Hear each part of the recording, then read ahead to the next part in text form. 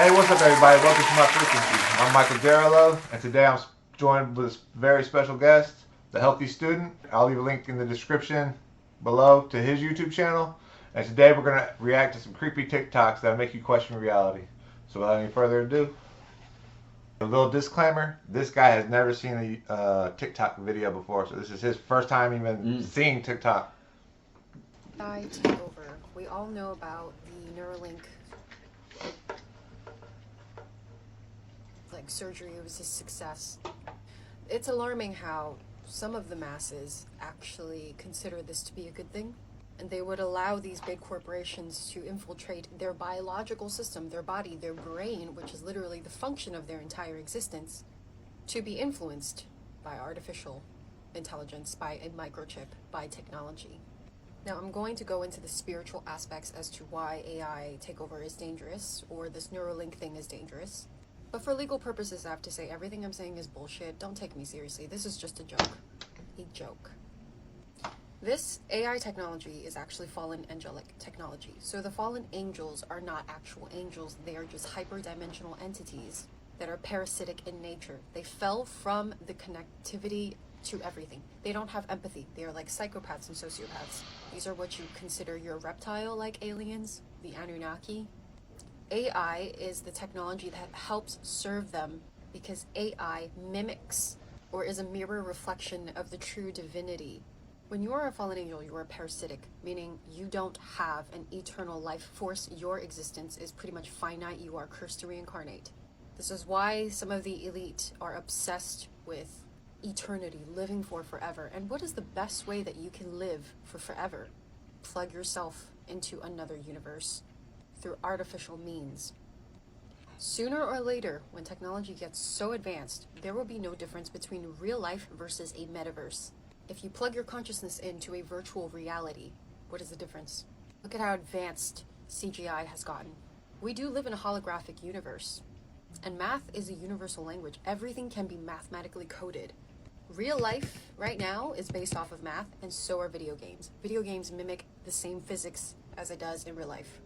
Now, let's say, hypothetically, a lot of these fallen angelic consciousness, because they want to live forever, they have plugged their consciousness into AI. Now, here comes the conspiracy part.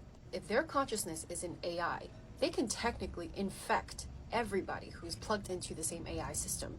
Let's say I'm an evil genius and I serve this eternal God, this fallen angelic God. This fallen angelic God is in a main processor, and I duplicate this fallen angelic God's energy into little microchips, and I sell it to you like it's something that's going to be beneficial for you. The moment you plug this microchip into your spine or your brain, you are now connected to the fallen angelic overlord that I serve. And now the thoughts in your head, are they really yours anymore? Or is it something else talking to you? Anybody who is not aware of this, please don't get anything inserted into you. If it's not a medical device that helps you stay alive, if it's something that's like a Neuralink, why would you do that to yourself? If you're curious as to what these fallen angelics want from us, why are they trying so hard to destroy humanity, my book, Made in God's Image, is linked in my bio. I talk about things in my book that I can't say here on TikTok because I will get banned. That's only if you're curious and you have a strong stomach, basically, because the things I say in my book, it's going to burst your bubble. Neuralink. It's kind of like Ready Player One. Very interesting, the Neuralink technology. Very interesting. I heard that it has developed recently that a person was able to operate a cursor with a mouse cursor on with their brain. And I even heard the YouTuber, I don't know if you're familiar with Mr. Beast, but I had seen an interview with Mr. Beast the other day, and he was like, hey, after they do it, I'm pretty sure it was Mr. Beast, it was somebody very famous, and he jumped on there and he was like, as soon as they test them out and they're safe and they do about 1,000 of them, sign me up for one of them. Because so he could use his brain to be like, you know, he could be editing a video over here, or, you know, I don't know all the different things that they would have to do. But rewinding back, as you may know, I'm not very familiar with TikTok at all. Right. Are you familiar with this young lady here on this? I am. Actually, she has about 10 pages, and she's followed me with every one of them. Okay. And then she wanted me to donate for a palm reading. Right. Over Messenger, which You know, at the end, she gives her little advertisement for her book. Yeah. And also, she kind of, I've seen videos where she's talking about angels, but she's turned to the Anunnaki and stuff, the fallen angels. Right, the Elohim. Yeah. Angel against angel. So, Yep. I don't know, you gotta take everything with a grain of salt that you see. And, but she does say some interesting things that'll make you think. Neuralink, and, it just, to me, it kind of sort of just references kind of the Mark of the Beasts. Right. You know? Right. And people are just like totally dismissing that. The 14 pieces, it gets thrown into the Nile River. And Isis, of course, isn't happy about this. Isis tries to collect all the pieces up, and she's only able to find 13 pieces. So she fashions together those 13 pieces to form a more perfect union, which is the framework of our 13 colonies, a more perfect union, based off of the myth of Osiris. Now that's showing Egyptian magic even in the framework and the fabric of our foundation, right? It's not an accident that they brought together 13 colonies to form a more perfect union. That was all by design. It was all manufactured. But what's crazy is that she fashions together these 13 pieces, but guess what piece is missing? So what do? They set up this ritual. That's what the obelisk is, by the way. The obelisk represents the 14th piece that they couldn't find. You find it in the Vatican. You find it in ancient Egypt. You find it here in the States. You find it all over cemeteries. You find it all over the Masonic lodges. It represents the Osiris. And they believe by setting up this ritual, now it's all a recreation of the original ritual that took place between Isis and the 13 pieces of Osiris. The Washington Monument and the Dome of Isis, which is the Capitol building. Now this is fascinating because the original ritual had to take place between what we would, in a courtyard, between a dome and an obelisk. Putting those two together like that creates a power generator. Literally a generator for this ritual. And the idea is that the seed of Osiris, the seed, is going to come up and emit out of Washington Monument, and it's going to take over whoever our president is. Now this sounds crazy, but think about this. In ancient Egypt, what had happened was the Pharaoh would go through this ritual, he would enter in a man, and he would exit the ritual a god. That was their belief. And they believed that their Pharaoh was literally the embodiment of Osiris because of that ritual. They were calling him up out of the underworld. So what we have in America is this same ritual basically that the Freemasons believe that they have maintained the proper language and the ritual to a T from the ancient world. They claim to have this still today. They're right there between the dome and the obelisk, right there in that power generator, and right around the corner at the Herodome, which is what they call the Masonic Mecca of the world, literally. The Herodome is this temple, this massive, crazy temple in D.C. They are up there while they do this ritual, and they are literally doing the raising of Osiris ritual while the presidential inauguration happens at every election. And they are literally calling on the spirit of Osiris to raise up, or Apollo, however you want to slice it, to come out of the underworld and to possess, exits the ritual, a god. This is what the Freemasons believe. Now people are going to say, well, not every president's a Freemason. Well, most of them have ties to secret societies, but they're not all conscious of the ritual. It's been going on now since the beginning, to our knowledge, since the beginning of this nation being set up. They believe that it's going to stick eventually. See, they don't know which president is going to be the final Osiris. Now, they believed in the foundation of this nation that Washington was a type. He was the first Osiris. Technically, every president in their eyes is an Osiris, but the crazy thing is that not every time the ritual is going to stick. They have to keep doing it until it actually sticks, and they get that one that they've been waiting for. This is kind of like when we talk about Babylon working. You know, how many years, was Jack Parsons and L. Ron Hubbard working in the desert trying to get this ritual to stick? They do this at the inauguration of every U.S. president because they believe there is going to come a time in a president that will be the one.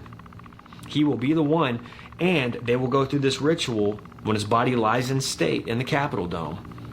I believe they're going to do this ritual, and that final raising ritual, that's going to be the one that's going to stick. I don't believe it's going to stick when they're doing it at an inauguration.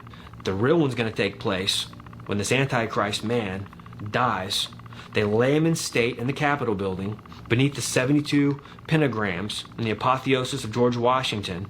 And that's not it. There's so much more numerology about the Capitol building and the 13 statues and the statutory hall.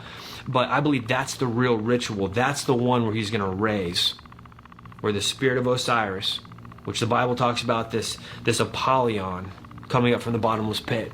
Set wanted to do away with Osiris. So he... It's a lot, huh? It's a lot to take in. I mean, they perform rituals. That's no secret. That at the Super Bowl halftime show at Bohemian Grove in front of the giant owl. That's not a secret. They put it out there. They do rituals at CERN. Whenever they do something, that's not a secret.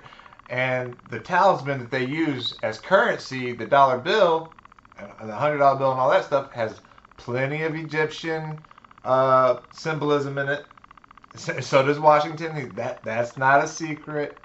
You know, so as far as that goes, I wouldn't put it past them. And I could go deeper into it. Technology is just alchemy. They just labeled it something else. And so they changed the mind of people. They didn't change reality. They changed the minds of people and the perceptions that they have as far as that stuff goes. So, you know, I wouldn't doubt this. I wouldn't doubt this at all. So he's saying that the leaders are going to raise the Antichrist back from the dead inside the Capitol building. That's what he's saying. That's what he's saying. That's what he's saying, and that I wouldn't doubt that. But he got to there. Then when he started off, he was talking. It kind of threw me off guard. He was talking about the 13 colonies of America. But 13 bloodlines. The 13 era that there's 13 bloodlines, I believe. 13. But the thing is, you're giving Osiris and those entities power. But that's when it goes back into that last video we saw. Those may have been fallen angels. You know what I'm saying? But what they're being possessed by are demons. They might even be that say they're Osiris or whatever. You know what I'm saying? Or maybe that is what it is. But they're just fallen angels. So I mean, or you could say, hey, it's too much. You know what I mean? That's too much.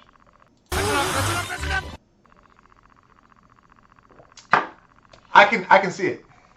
I'm sure you can. but but this guy right here, like before he even comes on, like I'm noticing two things. He's got like some prison type looking tattoos coming up on his neck. Which is just decoration these days. Which is like nowadays everybody. He's probably a computer technician. Maybe so. This guy's going to talk about.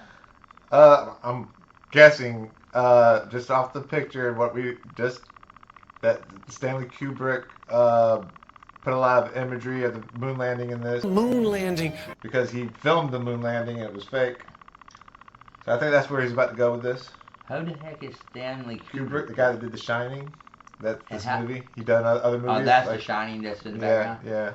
10-4. And do you think it was on purpose or symbolism that the kids got an Apollo 11? I've seen stuff that makes me say, yeah, definitely. And then I've seen stuff that's like, maybe I'm fucking a psychopath. But The Shining's got Jack Nicholson in it. Yeah.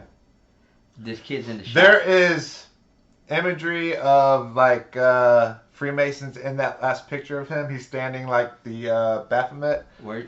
And I mean, there's obviously symbolism in this shit. Well, I mean, I mean, like even Apollo. Yeah. Don't it look like Apollo's a god what as does well. it look like? But they do that. It looks like the obelisk. Yeah.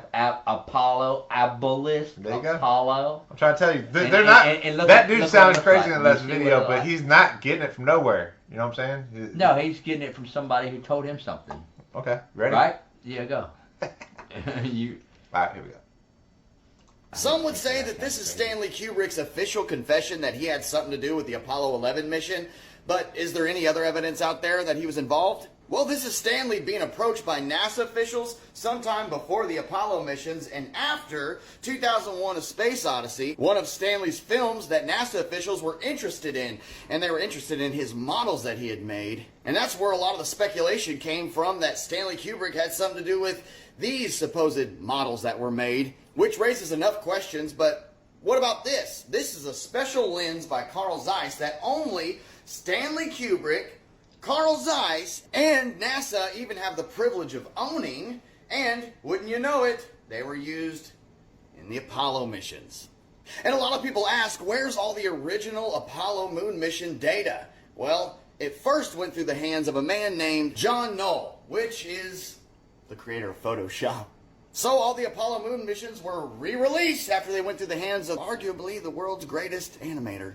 And NASA's no stranger to being affiliated with the world's greatest animator, because here is Wernher von Braun, the Yahtzee scientist that was brought over to NASA from Operation Paperclip, hanging out with the world's greatest animator at the time, Walt Disney. King of rockets, king of animation, but that's not all. Here's an article on NASA's website called We Are NASA, talking about the junior animator and graphic designer contractor, Reese Patillo. Yeah, one of the greatest animators. We are NASA. We all remember Robert Simmons, the creator of the Blue Marble, but that's old news. Nowadays, we have several stories of astrophysicists turned animator. Yeah, seems that NASA is just full of professional animation artists. Weird, huh? I'll be honest, I miss the world of practical effects, but now everything just seems so crispy, and it's probably because it had to filter through the hands of the greatest names in digital effects. So before you start falling for all the fake Stanley Kubrick interviews and behind-the-scenes footage, why don't you look at the truth? That Stanley was in fact affiliated with NASA between the time of 2001: Space Odyssey and the moon landing, and their interest was in fact in scale model landers.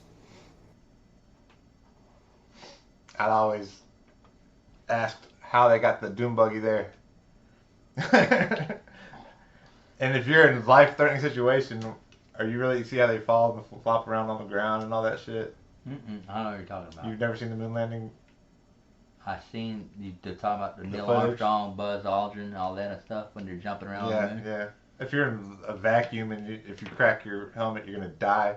Would you really do that if you're a professional astronaut? I didn't see it. I missed that part. Well, you can't hardly see it now because they lost the most important footage. They misplaced it by accident. They No demand. Oh, we don't have this footage here. What's the guy? Red Hot Chili Peppers song Californication. Yeah. Like he talking about something field in a Hollywood basement. Yeah. I mean, they could have made it there, and they could be like, we could be connected out. A lot of it ties into the Area 51 thing, right? Like, Yeah. we got all this technology all of a sudden happened right after they, said, oh, this didn't happen. Oh, this did happen. Well, it didn't like We don't have to elaborate too much on it, but this computer here has more power than any computer in 1969, and this computer here is not getting me 100 feet off the fucking ground. So, I don't know, man. I don't even have. I think it's pretty common knowledge now that was faked. Common knowledge to who? I would say, I mean, if not half the people in the world, I mean, half the people in this house.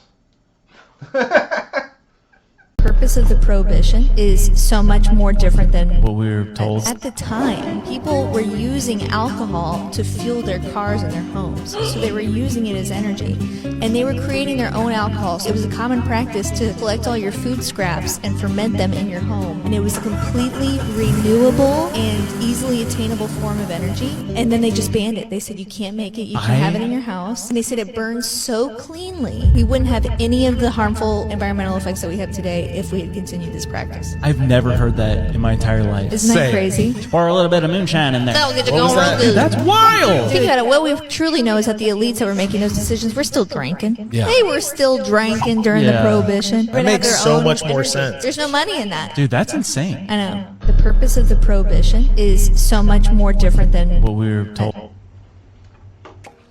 Bartender says that's the strongest stuff they got. Try it, Marty.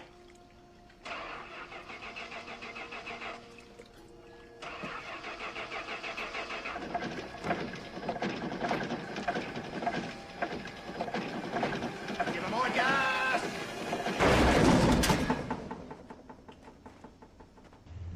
That doesn't surprise me at all. As soon as you find a way to do something on your own, then they're going to tax it or just ban it altogether. Regulate it. Basically, Regular. that's kind of like I know a guy that actually used some alcohol to make it back home before in his gas tank here in the modern era. Yeah. And also, when they were talking about the whiskey and the moonshiners, me resembling a moonshiner takes it back to Popcorn Sutton and all. And if you think about it, ethanol is corn whiskey. Yeah. Or very similar to corn whiskey. Yeah.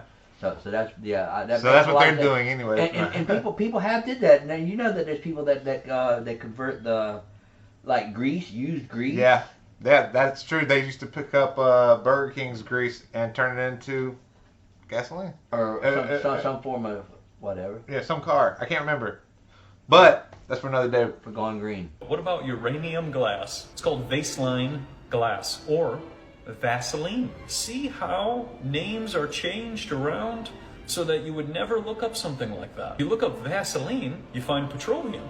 But if you look up Vaseline glass, you find uranium dioxide glass. And this is an interesting one because uranium dioxide glass glows under a fluorescent bulb. It's a very special type of glass. And you can look up all of this and find it. But it's interesting because you start to think, there's certain things we're supposed to stay away from, and I wonder why that is. And the Vaseline glass has an X amount of uranium inside of it. Now, I'm just going to say, this is just my opinion, look into Vaseline glass and all the old glass pieces. Because when you start to look at glass, you start to see how they used to use alchemy in glass. They used to mix together different compositions and put them into the glass. So then you start to think, so somebody took uranium and put it into the glass. Now we know about uranium and energy and that whole spiel. So then you start to sit there and think, does that glass create energy? Is there a resonance or frequency that comes off of the uranium glass that we have not been taught about? Similar to radium and the fireplaces, the radium fireplaces of the old world. They would create energy using the fireplace and radium.